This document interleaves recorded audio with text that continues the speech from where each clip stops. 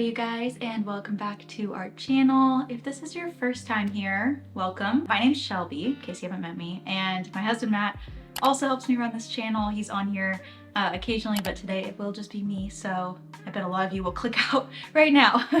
I'm just kidding, please don't. I know we haven't been super active on here, so shout out to our subscribers who have stuck around. A huge reason that we were kind of absent was that I was not feeling well for several months, and we'll get into that in this video. I'm in the second trimester now, which is why I'm making this little first trimester recap. Spoiler alert, the second trimester has been much nicer. I'm currently actually at like 16.5 weeks right now. So that's a few weeks into the second trimester. I feel like now I'm really at a place where like I'm mostly feeling good, more confident, like looking back at the first trimester and saying like, these were the symptoms, this is what I went through during that time, and then it's kind of different now. So in this video, I'll mostly probably be talking about symptoms I had and maybe things that I like didn't expect or didn't know about going into the first trimester, and just any tips that I have. I definitely don't feel like I'm an expert at it, but maybe it's something I have to share could be helpful for you if you're walking through that season or just hoping to at some point. Just giving a heads up for anyone watching this, I'm going to be mentioning things like menstrual cycles,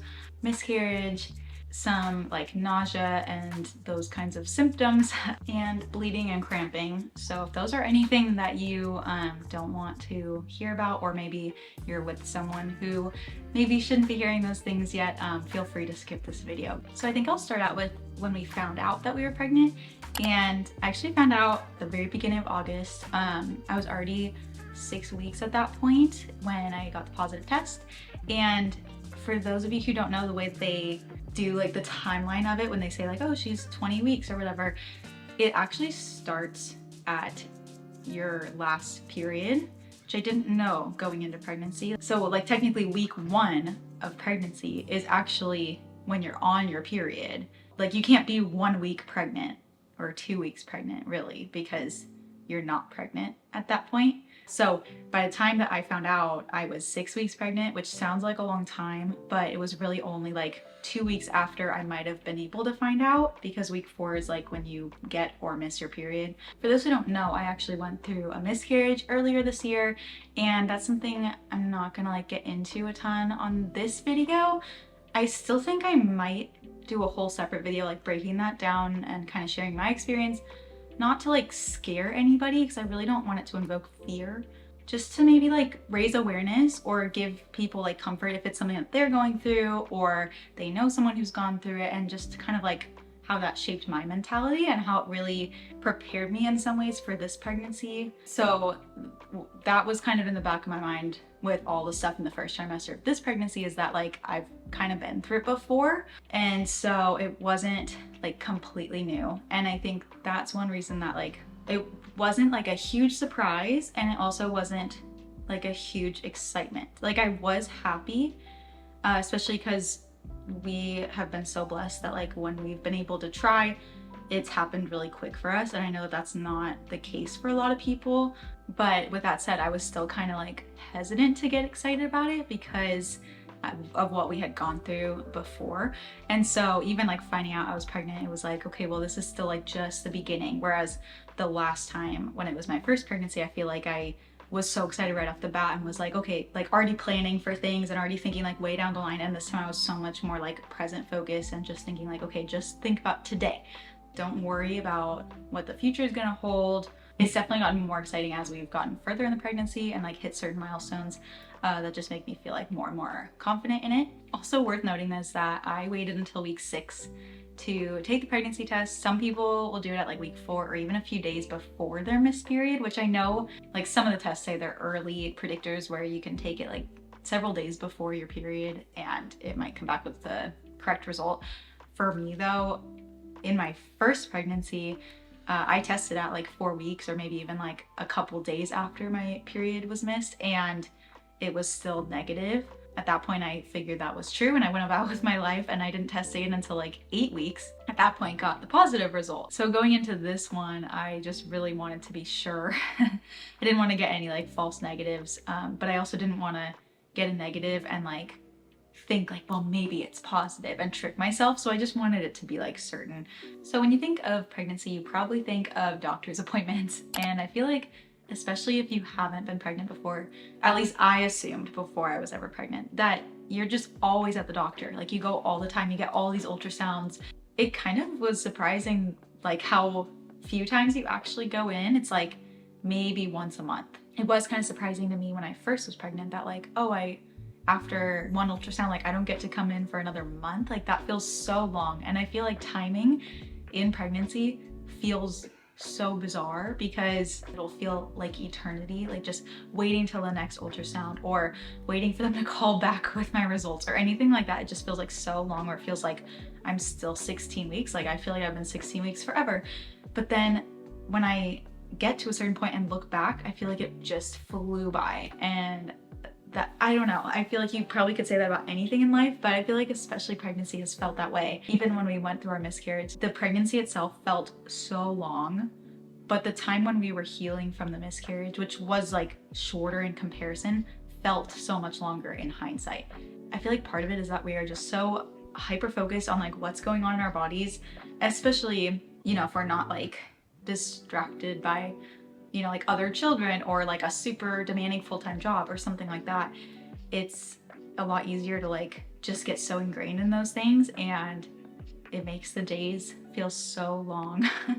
But once you get to that point, once you get to that next appointment, it feels like it just flew by. But that being said, when I found out I was pregnant, I already had an OB from the previous pregnancy, and he was the one who walked with us through our miscarriage.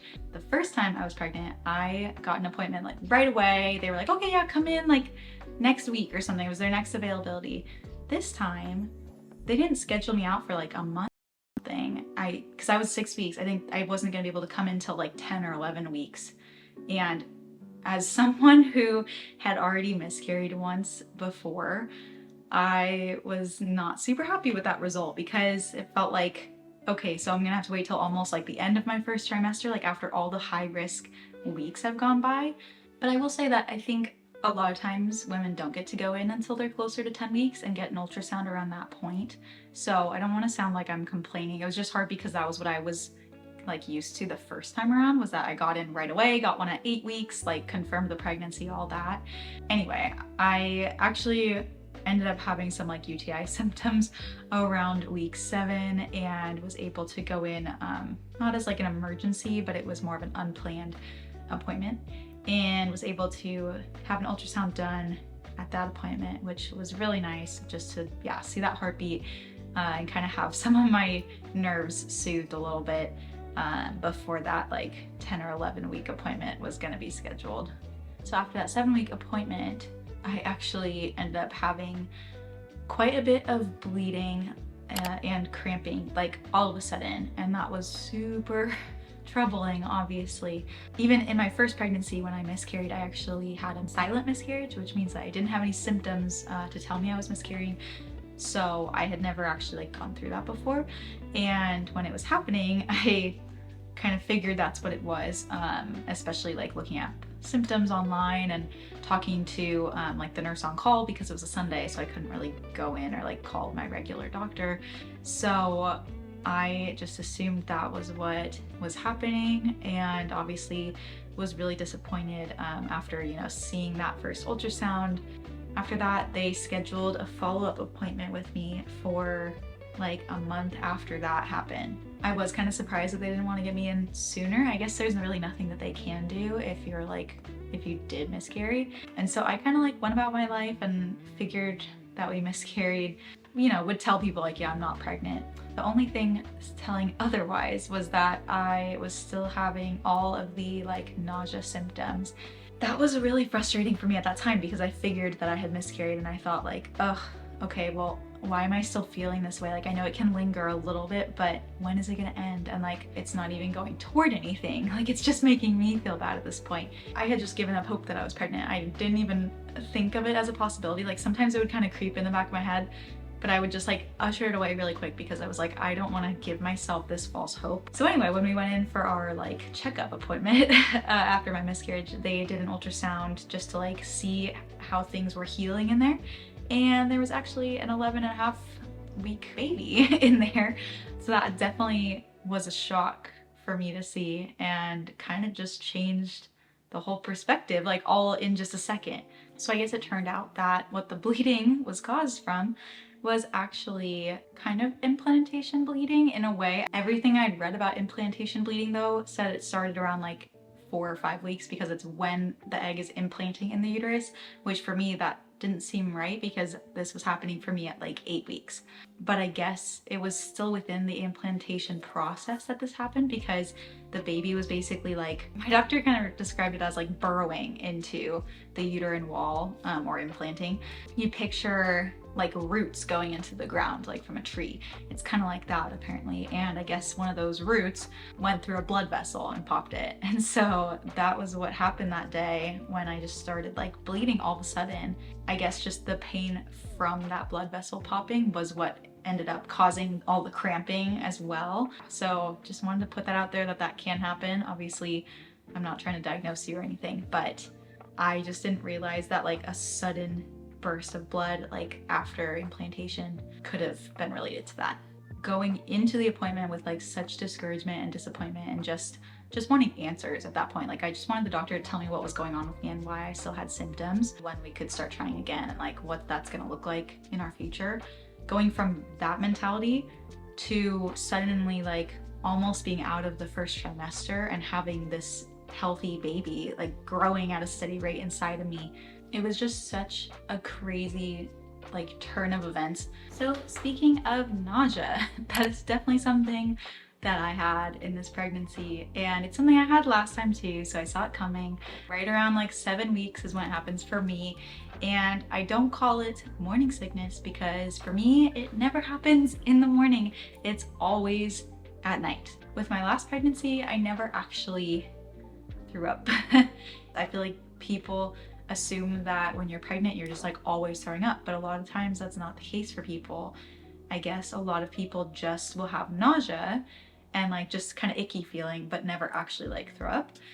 And that was how I was my first pregnancy. Granted, I only got to like 10 weeks or so and then started feeling better, which in hindsight was probably a sign that I had miscarried. But at the time I read that, I was like, oh, I'm getting close to the end of my first trimester. Things are clearing up, I'm feeling better. Little did I know that my body tends to get worse around the like 10 or 11 week mark. Within my pregnancy, my worst weeks were like from 11 till 14 roughly. I kind of expected it to get better before then. I was kind of hoping like by week 12 I'd be feeling great, but for me week 12 was like the pinnacle. That was the worst part. That was frustrating, but I will say really soon after that 13-week appointment I just started feeling so much better, and to this day haven't thrown up since I think that week. That's obviously different for everyone. I know a lot of people who, you know, feel better before then. I've also heard of people who feel worse like throughout their pregnancy, which if that's you, I'm so sorry. Yeah, I'm very thankful that I'm feeling a lot better now. I definitely had some cravings. I don't anymore. I feel like I always assumed that like throughout your whole pregnancy, you're always craving weird stuff. And maybe some people do, but for me, it really only hit in like week 7-ish was like when I started really having the cravings. The first craving that I had was a pickle dipped in nacho cheese. And unfortunately, I was on a girls' trip and only one girl there knew that I was pregnant and I wasn't in the mood to tell everyone else. So I wasn't gonna go out and try to find a pickle dipped in nacho cheese because that would have been a dead giveaway. But I was able to get fries with a side of queso. So that kind of satisfied like the nacho cheese craving for me. I texted Matt, I was like, is it just me or like does a pickle dipped in nacho cheese sound really good? He was like, no, it is just you. So that's kind of how I knew. I feel like since then they've been a lot more mild. It's usually like just very hearty, like meaty comfort food. Even yesterday, like I wanted a pot pie. So like I found a local place that had pot pies, or I'll want like shepherd's pie or meatloaf or just those kinds of like hearty, like just comfort meals. Aversions, I feel like I haven't had a lot of, thankfully. It's not like, oh, I can't even look at that thing or think about it. Probably like bacon or anything like super greasy, like did not sound good. Still doesn't sound great. Maybe chicken, like if it's not like breaded, if it's just kind of that like baked or like roasted chicken is not my favorite. Salmon still doesn't sound great to me, like just fish. I know it's good to eat fish when you're pregnant, so I've been trying to have like tuna salad sandwiches and like fish sticks and things like that because I can't tolerate salmon right now, even though I know it's really good for you when you're pregnant. So some things that helped me with my pregnancy nausea, and even still, like if I feel a little queasy, I'll still do these things. Mostly like lying flat on my back would just like ease any discomfort, like, you know, stomach wise. And I know there's all the stuff about like don't lie on your back in pregnancy, but that's really not until you get to at least like 20 weeks and your baby's like big, because then they can like put pressure on that vein that like carries oxygen back and forth. Even if it's just for like a couple minutes at a time, if I was feeling really nauseous, I would try to like lay flat on my back, and for whatever reason that just helped me a lot. I had these like lemon candies, maybe I'll try to link them in the and those would kind of help too. Like anything really tart and citrusy would kind of take my mind off of it and kind of soothe that.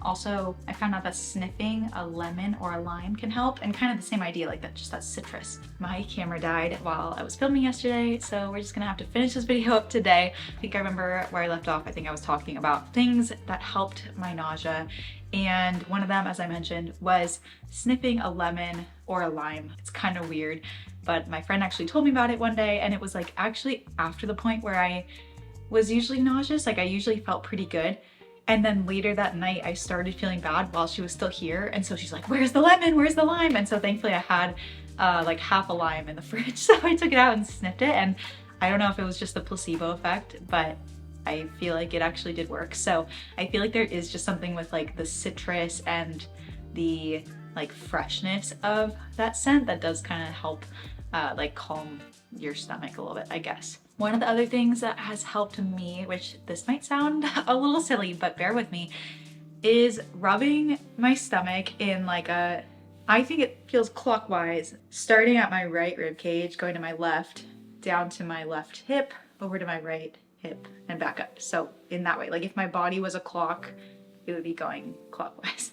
And not rubbing super hard. I feel like I used to rub in that pattern, and I'd actually like push down in those spots for digestion. Like before I was pregnant, if I would ever get really like constipated or just like kind of have a lot of bloating, I would lay flat on my back and just like kind of massage in that direction. I feel like I remember hearing that it was good for your intestinal tract, like the direction that food kind of naturally goes in your system. And so that movement just kind of encourages it to move along. And so now obviously with baby in there, I don't like push down a lot like I did before, but I feel like that same like circular motion just kind of has helped ease some of that nausea, especially when I'm laying down. And then when I'm standing, sometimes I'll do the same kind of thing on my back, just with my own hands. And I feel like that kind of helps as well. One more thing that helped with my nausea was trying to refrain from wearing anything that would like really hug against my throat or my neck. If I'm feeling nauseous or queasy or anything, I like do not want anything touching my neck. Like if Matt came over and like tried to kiss my neck, I'd be like, absolutely not, like neck is off limits, get away. He knows that now and he's very well trained. I think it's just because there's so much going on in there when you're like throwing up, and like just the thought of throwing up is like so associated with the throat. Whether it was like a somewhat tight necklace, like no, or a turtleneck. So yeah, just trying to keep like really loose necked shirts and everything. And I guess that goes for every area of your body. Like just wearing like loose clothes was more comfortable, like around the waistline too, of course. But I feel like for me, like the most important was my neck. Along with that went, and this isn't really advice as much as just a symptom, but like with nausea, I found that it was so hard to brush my teeth at night. Kind of like when someone puts something like far back on your tongue, you just kind of have that like gag reflex, and if you're already feeling queasy, then like that is just not gonna help. I kind of just tried to like maximize the time that I was feeling well during the day, which was like morning and afternoons, and I would just try to like brush my teeth better and like more intentionally during those times, like maybe even do mornings and afternoons, and that way if I get to the nighttime and I don't want to do it, then it's like, I already brushed them twice today. So along with nausea, I also had a lot of bloating.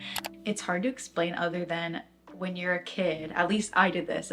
Maybe you didn't, maybe you were super normal, but I feel like as a kid, you know, I would always stand in front of a mirror once in a while and like stick out my stomach, like just release all those muscles that like you're constantly kind of holding in whether you realize it or not, especially after you eat, like later at night. And you can really like stick your stomach out far, and I feel like I would always do that growing up, like, oh, this is what I would look like if I was pregnant or whatever.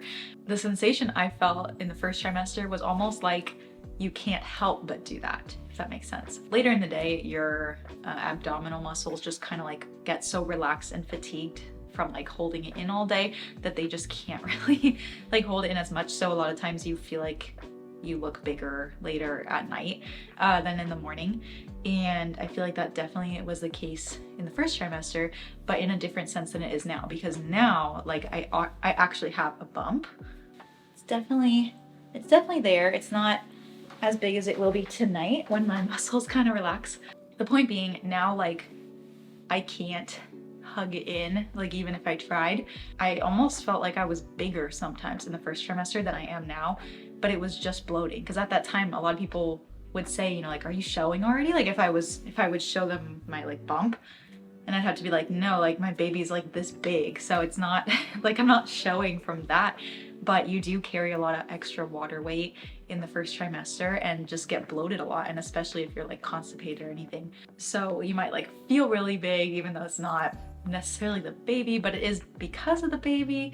So it's kind of like a weird balance. But then I will say, like, once you get through that and then to the second trimester, you definitely notice a difference between like, okay, that was like a bloating belly, and now I have an actual like pregnancy belly. I mentioned constipation in there, and that was definitely something in my first trimester. It was so frustrating. It's not something that I really have to deal with that often. Like, I don't know, but I definitely noticed it. At one point I was like, it's been 3 days, or it's been 4 days, or like, I just was feeling, along with the bloating, I just felt so heavy, even though I knew like it's not the baby, like the baby's so small. Basically, there's this thing called relaxin. I think it's a hormone, and it basically helps your muscles relax like in preparation to expand for the baby and to like eventually birth the baby. But it also tends to make your digestive system go slower. That tends to create more buildup and just like back up your system a little more, which can definitely be uncomfortable amidst all the other discomfort already going on.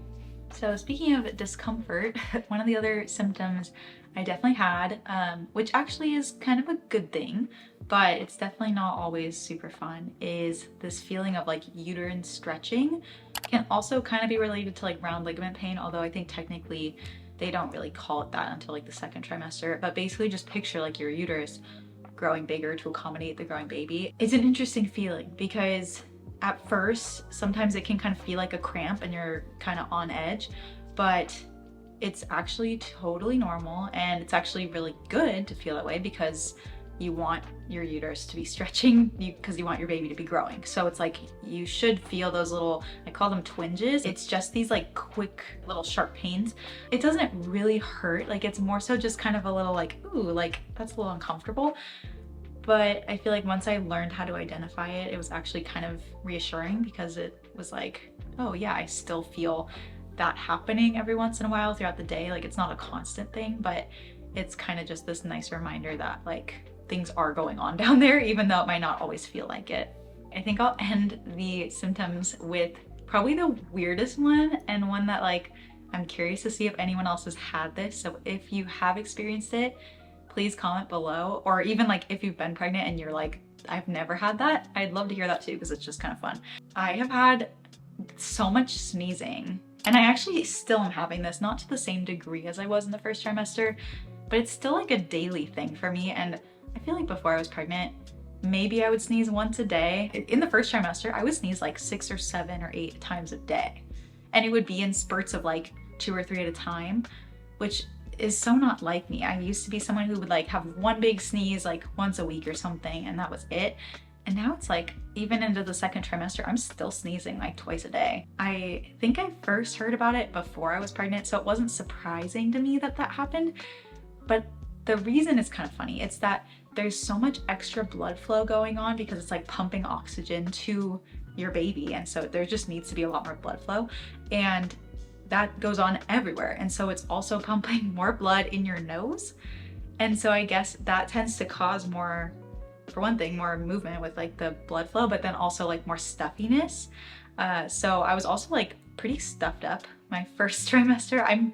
I can breathe really easily now, but there was a good like couple months where I was just constantly congested in my nose, and it's like I never had a cold. I just like had a stuffy nose because of the extra blood flow. I don't know for sure if that caused the sneezing, but that's the best idea I've got. Let me know if you have a different idea of why.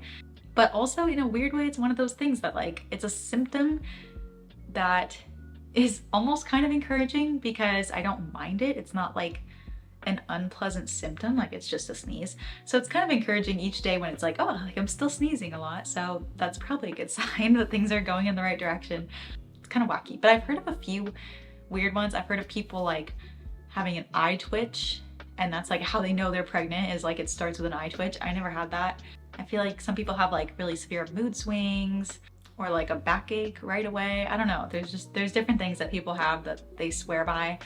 And I feel like the sneezing and the nose congestion, those ones are mine. So let me know if that's something you've experienced, or if you're like, what the heck, I've never heard of that. So I'm gonna wrap up this video kind of just sharing like how the first trimester was for me emotionally and like where I'm at now. The first trimester was really just like a roller coaster of emotions for me personally, because it started out so slow and like I was trying to be cautious. And then I kind of like grew more excited like as the symptoms picked up, you know, and then boom, it was that like bleeding and cramping, and it just kind of came out of nowhere and brought so much discouragement. And I really just felt kind of empty. Like I truly thought that I miscarried. There wasn't really a doubt in my mind. I think it is true that to some degree, like we see what we want to see. So if I'm looking for something, I mean, even with something as simple as like when I find out about a car that I like, which that's a whole other thing, is I've been looking at all the mom cars lately. But anyway, when I see a car that I like, then it's like I start seeing it everywhere. And it's not that it wasn't there before, it's just that I hadn't paid special attention to it. So I feel like that also happens when we think something like, oh, I miscarried. You know, I go about my day looking for symptoms of miscarriage more than looking for symptoms of pregnancy. You know, I went like 3 weeks after that just fully believing that I had miscarried, like not really acknowledging the signs that I was still pregnant. I am more of a like fact-based person. So for me, it's like, what can I learn about to help me understand this? Like, what can I research? And a lot of things you find online just are kind of doom and gloom sometimes. There's not a lot of gray area to work with online, and I feel like that was just so helpful for me to talk to my doctor about it and hear his explanation, because it was so much more than just, okay, well, you had this condition, blah, blah, blah. It was, here's the definition. It was like, oh, like, here's what happened. Imagine it this way. And, you know, it's actually quite common, but a lot of people don't really talk about it or don't even know what happened. I mean, while I don't regret the way that I handled the situation, it definitely would have been different if I had had faith that I hadn't miscarried. And obviously, like, for all I knew, I could have miscarried, so I didn't want to fool myself. But I think that that was partly why my emotions were just like all over the board in the first trimester, because I had all the emotions on the spectrum. I had optimism, I had caution, I had fear and sadness and mourning, uncertainty and confusion, and then like immense joy and excitement and surprise. And so in some ways I was so happy to have gone through all that, just to like really appreciate what I do have. I obviously would have had a more joyful first trimester had it not been for the miscarriage scare, but I'm also kind of grateful for it, because, you know, even though it would have been great not to ever go through that, I do feel like God really used it to just build my reliance on him and like redirect my trust back to him, because I had no other choice. And even with having to wait for 3 weeks, I wasn't able to get that confirmation right away. Like, I had to just rest in him and like seek his peace. He really used that for both Matt and myself, just to help us to really trust his timing and his plan, because there were points where I just felt so lost and confused and like unsure of when I'd even feel ready to move forward. Like I didn't even know, we didn't even really talk about like when we'd be ready to try again, assuming that we had miscarried. I wasn't really in a place emotionally to like even talk about that. And God really used that time with us to grow our relationship with each other and with him, and not just in the sense of like, is this a successful pregnancy or is it a failed pregnancy? Like, what are the next steps? Like, it's not just about like success or failure. It was about like the bigger story of our relationship and our trust in him. And so I'm really grateful that he used that situation just to bring so much joy and excitement at that appointment, where obviously if we had had bad news that day, we still would have trusted him. Like, we would have still known that he's still good, he's in control, and he knows what's gonna happen. And he's able to use our bad circumstances for our good. But we were still just overjoyed and so thankful that his plan included such a miraculous and exciting event to take place in our lives, and just really make us even more grateful for the pregnancy than we were before, since we thought that we had lost it. Things could still go wrong. I'm not in any sort of control over what's going on in here. That's all him. And I feel like that's the important thing to remember, is that I can like try all I want, I can worry all I want, but like that's not gonna change anything. Like, he has the ultimate say over what happens to this baby. Even though we can't always see his plan, like where it's gonna end up, how it's gonna turn out, that doesn't mean that he's not worth trusting. In the moment, it can still look cloudy and uncertain, but always looking back, it's so much easier to see how his plan like worked in every situation that we went through. I just want to encourage you, if you're going through a season of doubt or difficulty or struggling, just to lean on him and trust in his plan for you. And I know that that is so much easier said than done, but just trying to like be in the moment and look for ways that you can grow closer with him and with the people around you. Just trying to be present, trying to fix your eyes on him and just trust his plan, trust his timing. Well, you guys, that is gonna wrap things up for this video. Thank you so much for tuning in. I truly feel so free, like being able to be so vulnerable with you guys about all this stuff, because I've had to like hold it in for so long, and I just wanted to like talk about it and get it out there and kind of like be able to interact with you on it. So I'm just super excited to share this with you, and I hope that some of it was either helpful or entertaining or informative to some degree, or maybe even just something you can relate to or maybe look forward to in the future if you're not in the season yet. Again, please comment below if you've had any of these symptoms, or if you're like, what, that's so weird, like whatever the weirdest one was for you. Would love to hear your thoughts. We will see you next time. Bye bye.